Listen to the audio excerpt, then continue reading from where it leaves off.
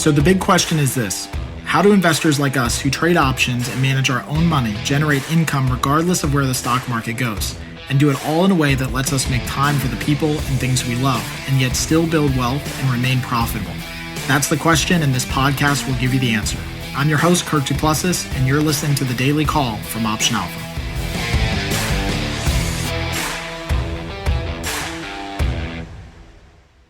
Hey everyone, Kirk here again, and welcome back to The Daily Call. Today's call, I think, will be a little bit fun because I often get questions about this topic. I wanted to address it in a short little podcast, really because I don't think it takes too much time to address. But the topic we're going to discuss is how to trade options with $1,000. So a lot of people who get started in options trading, options newbies, want to get going really, really fast. They're excited. I get it. They see potentially the income that you can generate with options, the non-directional approach to the markets. They love everything about it, but they just maybe don't have enough capital to start. So a lot of times I get emails from people saying, hey, I've got $1,000 saved up.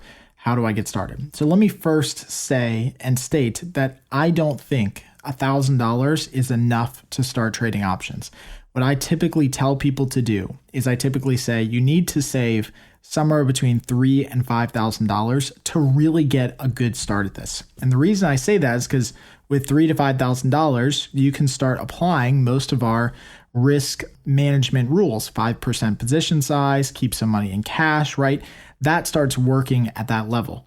With $1,000, the numbers really don't work that well. Mostly because you can't do high probability spreads. It's like just over the threshold for our 5% risk per ticker symbol or per trade. And so that's why with $1,000, what I'll typically tell people is, look, save some more money, right? Get a part-time job quickly, sell some stuff around your house. There's probably $1,000, or $2,000 of stuff in your house that you just maybe don't need, right? Or downsize, move to a different place, rent a different apartment.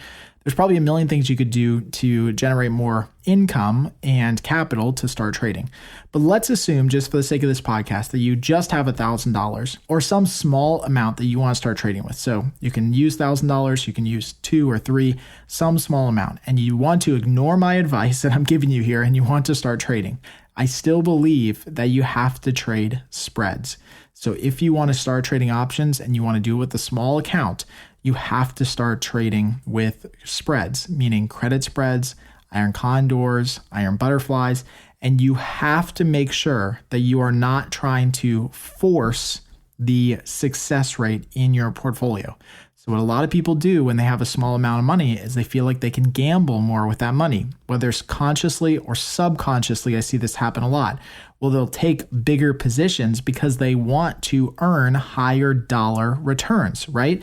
But with $1,000, a 10% return on $1,000 is earning by the end of the year $100. Now, if I told somebody, hey, look, you might not, you may earn $100 doing this all year, they might risk more money on trades because they want to generate more income, because $100 doesn't mean anything. And to them, they're looking at the total dollar return versus a percentage return in the account. And that's a challenge with working with small accounts, is that people often do this and they allocate more money, they take bigger risks, ultimately end up probably blowing up their account. But with $1,000, your risk position size should be no more than $50 per trade. And again, that's really hard to do with a spread, because most spreads have at the bare minimum about a $65, $70 risk per trade. So you're really not even at that threshold, which is why I said initially you really can't start with $1,000. But if you did want to force the issue, you've got to start with spreads and you've got to go slow. You can't rush the system in the process. Work the probabilities, do a couple very small trades, super high probability, get some income flowing in your account. And please, whatever you do, don't overallocate. Don't go for those long option strategies, those option buying strategies where you think you're going to double your account in 1 month, right? Because it never happens, right? Murphy's Law is that if something bad is going to happen, it probably will happen to you, right? Just when you get started. And so you have to really respect the rules of this game and respect the math of this game if you want to grow your account from that small amount to start increasing your account value over time. So hopefully that helps out. Again, I know it's a concept and a topic that we get a lot, so that's why I want to talk about it here on the Daily Call. As always, if you guys have any questions or comments, let me know. Until next time, happy trading. Thanks for joining us on the Daily Call. Be sure to subscribe right now for more daily options trading ideas, strategies, and tactics to help you learn how to place smarter, more profitable trades. And if you like what we're doing, don't forget to give us a rating and a review so we can continue to bring you the best daily content possible. We'll see you again tomorrow, right here on the Daily Call from OptionAlpha.com.